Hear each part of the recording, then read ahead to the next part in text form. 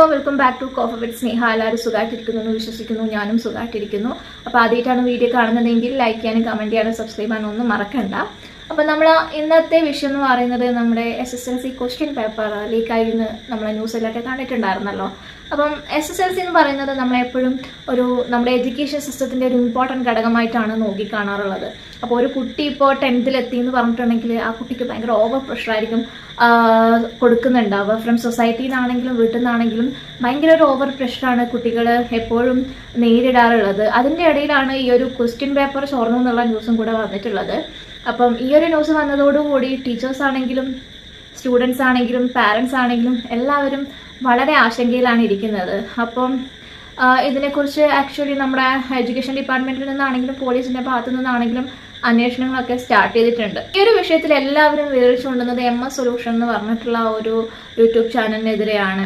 അപ്പോൾ കൊറോണ വന്നതിന് ശേഷമാണല്ലോ ഈ ഒരു ഓൺലൈൻ എഡ്യൂക്കേഷൻ ഭയങ്കരമായ ഒരു അനിവാര്യമായിട്ട് മാറിയത്. അപ്പോൾ നമ്മളൊക്കെ പഠിക്കുന്ന സമയത്ത് നമ്മൾ ഒരു ദിവസമോ 2 ദിവസമോ ക്ലാസ്സിൽ പോയിട്ടില്ലെങ്കിൽ ആ ഒരു ഭാഗം നമുക്ക് എന്നേക്കുമായി നഷ്ടപ്പെട്ട് കഴിഞ്ഞു. പിന്നെ അത് പഠിച്ചെടുക്കുക എന്ന് പറയുന്നത് ഭയങ്കര ഒരു ഡിഫിക്കൽട്ടായിട്ടുള്ള ടാസ്ക് തന്നെയായിരുന്നു. പക്ഷേ ഇന്നത്തെ കാലത്ത് ഇത്തരത്തിലുള്ള ഓൺലൈൻ എഡ്യൂക്കേഷൻ വന്നതോടുകൂടി ഭയങ്കര ഫ്ലെക്സിബിലിറ്റിയാണ് കുട്ടികൾക്ക് ലഭിക്കുന്നത്. ഏത് സമയത്തും എവിടെ ഇരുന്നും കുട്ടികൾക്ക് പഠിക്കാൻ കഴിയാന്ന് പറയുന്നത് ഭയങ്കര ഒരു പ്ലസ് ആയിട്ടാണ് ഞാൻ കരുതുന്നത്.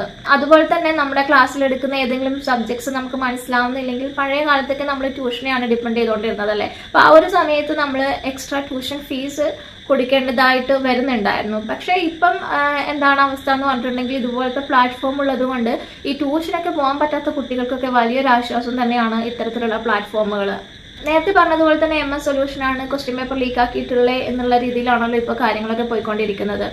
അപ്പം അവർക്കെതിരെ MS-നെതിരെ കാര്യമായിട്ടുള്ള അന്വേഷണമൊക്കെ സ്റ്റാർട്ട് ചെയ്തിട്ടുണ്ട്. പക്ഷേ ഇത്രയും വലിയ രീതിയിലുള്ള ഒരു നെഗറ്റീവ് ക്യാമ്പയിൻ അല്ലെങ്കിൽ ഒരു ഹെയ്റ്റ് ക്യാമ്പയിനൊക്കെ കാണുന്ന സമയത്ത് ഇത് MS-നെതിരെ കോമ്പറ്റീറ്റേഴ്സിൻ്റെ ഏതെങ്കിലും രീതിയിൽ അവരെ ടാർഗറ്റ് ചെയ്യുന്നതാണോ എന്നുള്ള രീതിയിൽ സംശയിക്കേണ്ടിയിരിക്കുന്നു.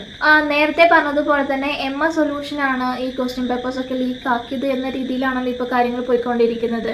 അപ്പോൾ ഇവർക്കെതിരെ കാര്യമായിട്ടുള്ള ഒരു അന്വേഷണവും സ്റ്റാർട്ട് ചെയ്തിട്ടുണ്ട്.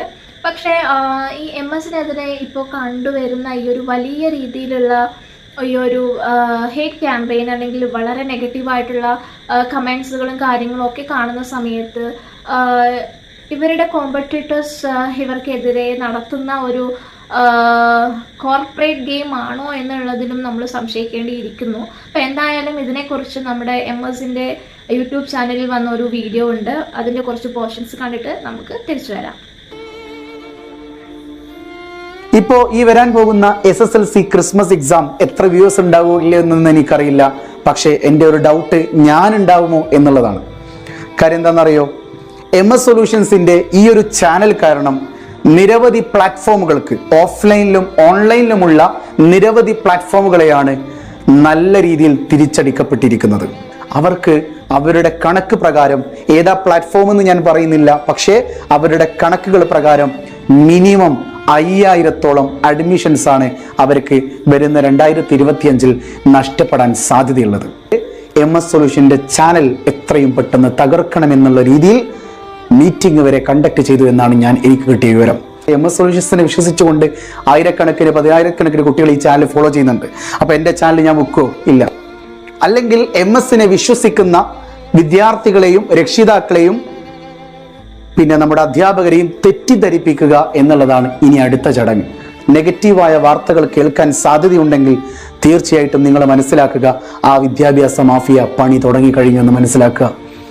എന്നെ വിശ്വസിച്ച എൻ്റെ രക്ഷിതാക്കളോടും വിദ്യാർത്ഥികളോടും അധ്യാപകരോടും എനിക്ക് പറയാനുള്ളത്, കല്ലെറിയുന്നവർ അപ്പുറത്ത് നിന്ന് കല്ലെറിയുമ്പോൾ നിങ്ങൾ മനസ്സിലാക്കുക. MS-നെ തകർക്കാനായിട്ട് ഒരുപാട് പേര് ശ്രമിക്കുന്നുണ്ടെന്ന് തന്നെയാണ് ഇവരും പറയുന്നത്.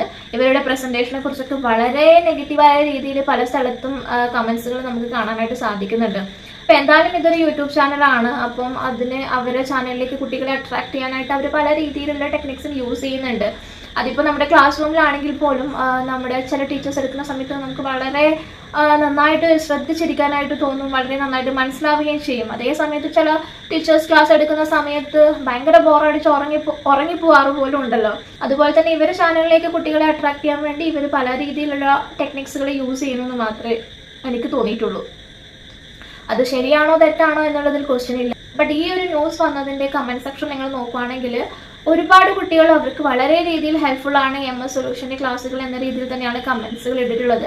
കുട്ടികൾ മാത്രമല്ല പേരൻസും ട്യൂഷൻ സെൻറ്റേഴ്സിലെ ടീച്ചേഴ്സും ഇവരൊക്കെ MSനെ സപ്പോർട്ട് ചെയ്തിട്ടാണ് കമൻറ്റുകൾ ഇട്ടിരിക്കുന്നത്. ഒന്നാമത്തേത് SSLC മെയിൻ എക്സാം 2023-24, അതായത് ഈ വർഷം മാർച്ച് മാസത്തിൽ നടന്ന പരീക്ഷ. ആ പരീക്ഷയിൽ കേരളത്തിൽ ഒരുപാട് SSLC പ്ലാറ്റ്ഫോമുകൾ ഉണ്ടായിട്ടും MS സൊല്യൂഷൻസ് എന്ന് പറയുന്ന പ്ലാറ്റ്ഫോമിനാണ് പബ്ലിക് എക്സാമിൽ, നോട്ട് ദ പോയിന്റ്, പബ്ലിക് എക്സാമിൽ 55,000 കുട്ടികൾ ഒരേപോലെ കൺകറന്റ് വ്യൂവേഴ്സ് നേടിത്തന്ന ഒരു ലൈവായിരുന്നു, അല്ലെ ഒരു സീരീസ് തന്നെയായിരുന്നു. അതായത് SSLC മെയിൻ എക്സാമിന് കേരളത്തിലെ 55,000 കുട്ടികളാണ് അന്ന് കൺകറന്റ് ആയിട്ട് എൻ്റെ ചാനലിലേക്ക് ലൈവുകൾ കാണാൻ വേണ്ടി വന്നിരുന്നത്. അത്രയും കുട്ടികൾ ഒരുമിച്ചിരുന്ന് കേരളത്തിന്റെ പല ഭാഗങ്ങളിലും UAE-യിലും അബുദാബിയിലും ഒക്കെ ഇരുന്നിട്ട് സ്റ്റേറ്റ് സിലബസിന്റെ ലൈവ് കാണാൻ അവർ വന്നിട്ടുണ്ടായിരുന്നു.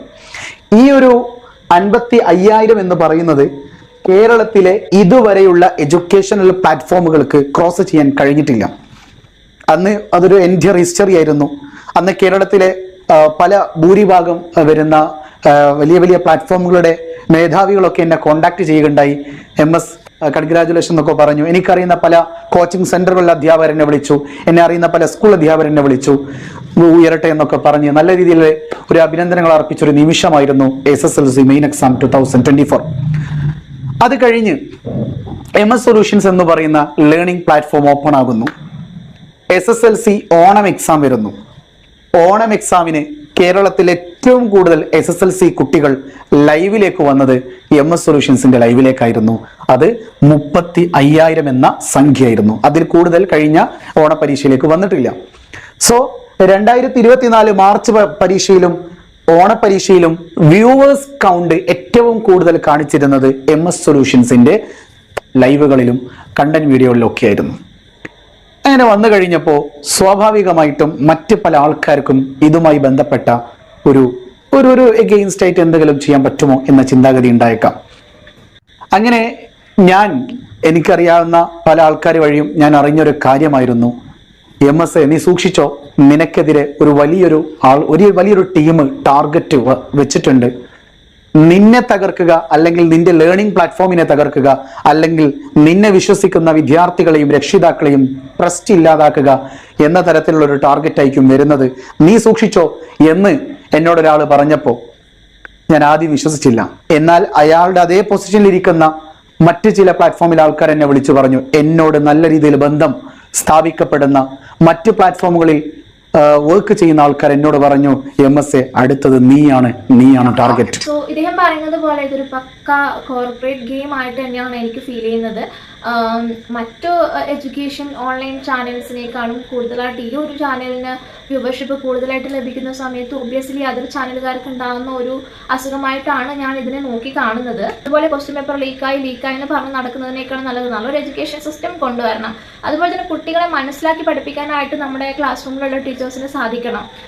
നമ്മുടെ കമൻറ്റ് സെക്ഷൻ നോക്കുകയാണെങ്കിൽ ഒരുപാട് കുട്ടികൾ പറയുന്നുണ്ട് ക്ലാസ് റൂമിൽ ടീച്ചേഴ്സ് എടുക്കുന്നത് ഒന്നും മനസ്സിലാവുന്നില്ല, ടീച്ചേഴ്സിൻ്റെ ക്വാളിറ്റി പോരാ, അവരുടെ നിലവാരത്തെയൊക്കെ ക്വസ്റ്റ്യൻ ചെയ്യുന്ന രീതിയിലുള്ള കമൻറ്റുകൾ നമ്മൾക്ക് ഈ ഒരു ന്യൂസ് വന്നതിൻ്റെ താഴെ നോക്കിയാൽ കാണാനായിട്ട് സാധിക്കുന്നുണ്ട്.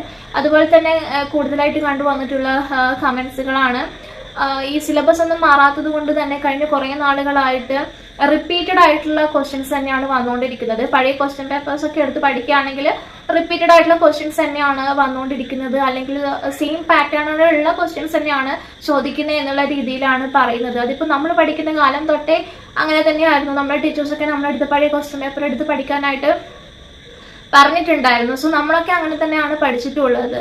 അതുകൊണ്ട് തന്നെ നല്ലൊരു എക്സ്പീരിയൻസ്ഡ് ആയിട്ടുള്ള ഒരു അധ്യാപകനെ ഈ ക്വസ്റ്റ്യൻസ് ഒക്കെ പ്രൊഡിക്റ്റ് ചെയ്യാന്നുള്ളത് അത്ര ഒരു ഡിഫിക്കൽട്ട് ആയിട്ടുള്ള ഒരു ടാസ്ക് ആയിട്ട് എനിക്ക് തോന്നുന്നില്ല. ഗവൺമെന്റ് നല്ലൊരു എഡ്യൂക്കേഷൻ സിസ്റ്റം കൊണ്ടുവരാനായിട്ട് ശ്രമിക്കണം. അധ്യാപകർക്കൊക്കെ നല്ലൊരു ടെക്നോളജി ട്രെയിനിങ് ഒക്കെ കൊടുക്കണം. അതുപോലെ തന്നെ പഠിപ്പിക്കുക എന്നതിലുപരിയായിട്ട് നല്ലൊരു ഇന്ററാക്റ്റീവ് സെഷനായി മാറണം ഓരോ ക്ലാസ് റൂമുകളും. അതിനായി കുട്ടികളുടെ ശ്രദ്ധ നേടിയെടുക്കുന്നതിനായിട്ട് ഗെയിം ബേസ്ഡ് ആയിട്ടുള്ള ലേണിംഗ്, അതുപോലെ തന്നെ ക്വിസസ് അല്ലെങ്കിൽ ആനിമേഷൻസ് ഒക്കെ ഇതിലേക്ക് ഉൾപ്പെടുത്താനായിട്ട് ശ്രമിക്കുക. ഇതിനേക്കാളെല്ലാം ഉപരിയായിട്ട് ഓരോ കുട്ടിയുടെയും മനസ്സറിഞ്ഞ് അവരുടെ പ്രോബ്ലംസ് മനസ്സിലാക്കി അവരെ പഠിപ്പിക്കാനായിട്ട് ശ്രമിക്കുക എന്ന് മാത്രം പറഞ്ഞുകൊണ്ട് നമുക്ക് അടുത്ത വീഡിയോയുമായിട്ട് വീണ്ടും കാണാം. അതുവരേക്കും ബൈ ബൈ.